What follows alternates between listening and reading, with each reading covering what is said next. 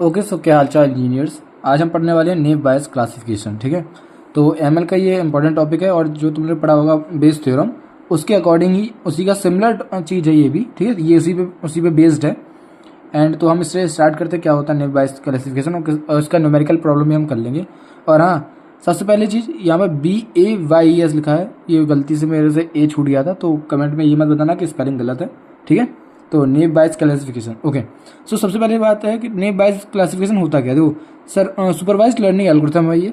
ठीक है, based on the applying Bayes theorem, यानी जो बेस थ्योरम तुम करते थे ना, जो तुम्हारे बेस थ्योरम का जो फॉर्मूला होता है, सेम सिमिलरली इसका फॉर्मूला ही वही होता है। ठीक है, और ये एक एल्गोरिथम चीज़ है जो कि हमारी सुपरवाइज्ड लर्निंग एल्गोरिथम है, जो कि यूज़ होती है मशीन लर्निंग में। ठीक है, first understand the Bayes theorem.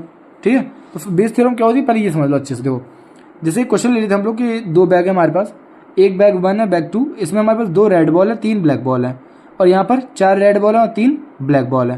अब हमें चूज करनी है रेड बॉल। क्लियर, तो सबसे पहले हमारा इवेंट 1 बनेगा ये कि हम भाई बैग 1 को चूज करने की प्रोबेबिलिटी क्या होगी, यानी कि हमारे पास 2 बैग हैं। अब 2 बैग में से मैं अगर बैग 1 लेता हूँ तो उसकी प्रोबेबिलिटी क्या होगी, 1/2 होगी। तो हमारे बैग की चूज करने की प्रोबेबिलिटी होगी 1/2। ठीक है, अब इस बैग 1 में से अगर मैं बॉल निकालता हूँ कोई भी रैंडम, तो रेड बॉल आने की प्रोबेबिलिटी क्या होगी। तो देखो टोटल बॉल बैग 1 में कितनी है 5, और रेड बॉल कितनी है 2, तो टोटल रेड बॉल आने की प्रोबेबिलिटी क्या जाएगी हमारी 2/5। क्लियर, सिमिलर ऐसे हम बैग 2 में करेंगे। बैग 2 को चूज करने की प्रोबेबिलिटी क्या होगी हमारी 1/2, और बैग 2 में अगर रेड बॉल हम चूज करते हैं तो उसकी प्रोबेबिलिटी क्या होगी 4/7। यहाँ पर 7 बॉल है क्योंकि। ठीक है, तो 4/7। क्लियर, लेकिन अब हम बात करते हैं पूरी रेड बॉल अगर चूज करते हैं हम, दोनों बैग में से अगर रेड बॉल निकालते हैं तो क्या होगा सिमिलरली, तो उसमें हम क्या करेंगे 1/2 multiply by 2/5 plus 1/2 multiply by 4/7। जब से हम सॉल्व आउट करेंगे तो हमारा आंसर आएगा 17/35। क्लियर, तो ये हमारी प्रोबेबिलिटी है किसकी, रेड बॉल आने की। क्लियर, अब अगर बाई चांस हम मान के चलते हैं कि पहले ही से हमें पता है कि रेड बॉल हमारे पास रेड बॉल है, लेकिन बैग 1 से है वो रेड बॉल है, उसकी प्रोबेबिलिटी क्या है। ठीक है, तो अब देखो उसके लिए हम क्या करते हैं, उसके लिए हम लगाते हैं बेस थ्योरम। जैसे कि प्रोबेबिलिटी ऑफ B1/R, इसका क्या मतलब है कि बैग 1 में से रेड बॉल आई है। ठीक है, अब बैग 1 से ही वो रेड बॉल आई है, उसकी प्रोबेबिलिटी क्या है।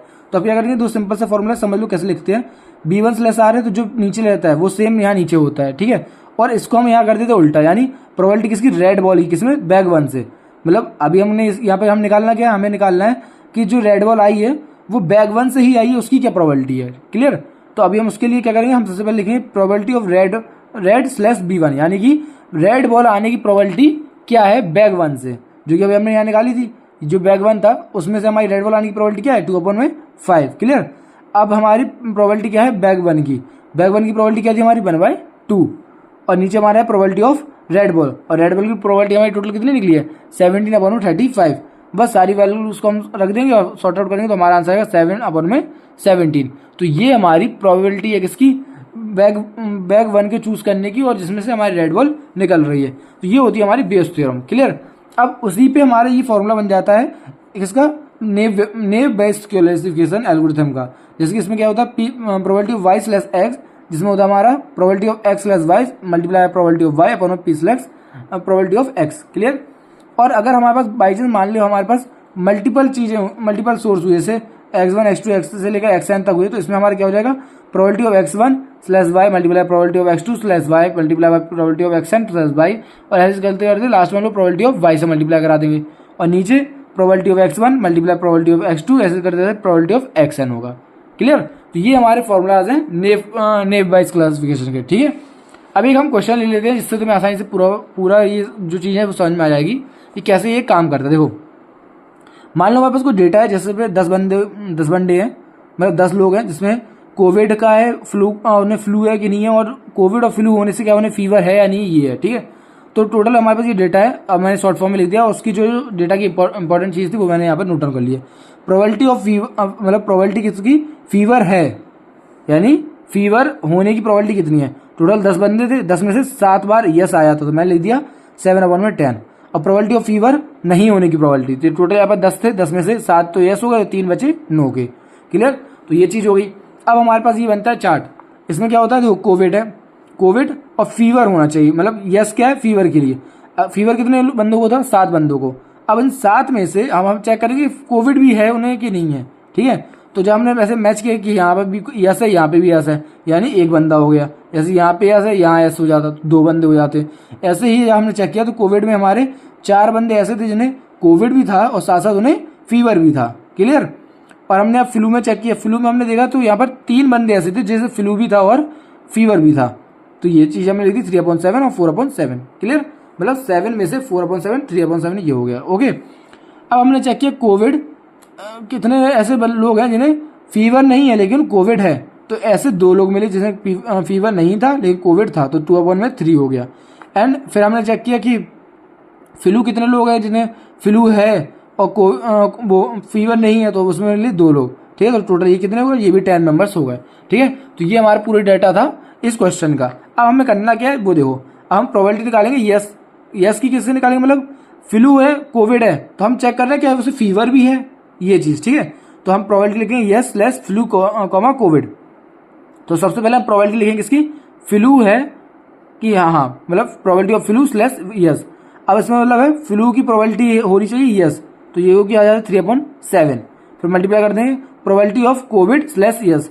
प्रोबेबिलिटी ऑफ कोविड और स्लैश एस मतलब कोविड है फीवर की, मतलब फीवर है उसमें से क्या कोविड भी है, तो उसकी प्रोबेबिलिटी क्या थी 4/7। ठीक है। और लास्ट में हम मल्टीप्लाई कर देंगे वाई से।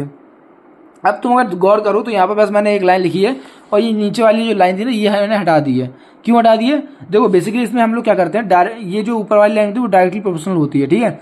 और अगर हम लोग प्रोबेबिलिटी यस और नो दोनों की निकालते हैं तो इस दोनों के नीचे वही चीज आती है सेम, जो कि एक कांस्टेंट वैल्यू देती, इसलिए हम दोनों में को कैंसिल आउट कर देते हैं। ठीक है। तो ये चीज है। अब जब हमने सब सॉल्व किया तो हमारा आया 0.17। ठीक है। अब हमने किया प्रोबेबिलिटी ऑफ नो की, मतलब फ्लू है कोविड है लेकिन उसे फीवर नहीं है वो लोग। तो जब हमने ये निकाला तो उसमें हम लोग फ्लू को पहले रखा, नो को फिर बाद में, फिर कोविड को पहले रखा, नो को बाद में, और फिर मल्टीप्लाई कर दिया कैसे, नो की प्रोबेबिलिटी से। तो मतलब फीवर नहीं है उसमें से फ्लू कितनों को है, तो वो आया 2/3। फिर हमने देखा कितने ऐसे बंदे जिन्हें फीवर नहीं है लेकिन कोविड है, मतलब कितने बंदे फीवर नहीं है लेकिन कोविड है, तो वो है 2/3। तो मैंने रख दिया 2/3। ठीक है। फिर लास्ट में प्रोबेबिलिटी ऑफ नो की, प्रोबेबिलिटी क्या थी 3/10, तो हमने वो भी रख दिया। ठीक है। और सॉल्व आउट किया तो आया 2/15, जिसका आंसर है 0.13। अब तो अगर तुम देखो तो हाईएस्ट किसकी आई, हमारी प्रोबेबिलिटी है यस की। ठीक है। यानी कि अगर तुम्हें फ्लू है और कोविड है तो फीवर तो होगा ही, ये हमारा मशीन जो है वो हमें आउटपुट देगी। ठीक है। यानी कि अगर तुम उस मशीन को बता देते हो कि कोई बंदा है उसे कोविड हो रखा है फ्लू हो रखा है, तो वो मशीन डायरेक्ट आउटपुट क्या जनरेट कर देगी कि भाई उसे फीवर भी है। क्लियर। हाँ ये चीज़ है इसमें, और ये इसलिए हमारी नेव वाइज क्लासिफिकेशन यूज होता है कि स्पैम वगैरह फाइंड आउट करने के लिए कोई स्पैम मेल है या नहीं है, इस तरीके से। क्लियर। तो आई होप आपको वीडियो समझ में आई होगी। वीडियो अच्छी लगी तो चैनल को सब्सक्राइब करना, ठीक है, वीडियो को लाइक करना और अपने दोस्तों के साथ जरूर शेयर करना। ऐसे मशीन लर्निंग के जितने भी टॉपिक हैं उन्हें बहुत ही छोटी छोटी वीडियोस में बना के आपको समझा दूंगा, और साथ ही साथ मशीन लर्निंग के अलावा भी जितने भी और सब्जेक्ट हैं उनकी वीडियोस भी आपको इस चैनल में मिल जाएगी विथ नोट्स। ओके। तो चैनल को सब्सक्राइब कर लो और मिलते हैं आप नेक्स्ट वीडियो में। तब तक के लिए सी यू, बाय बाय।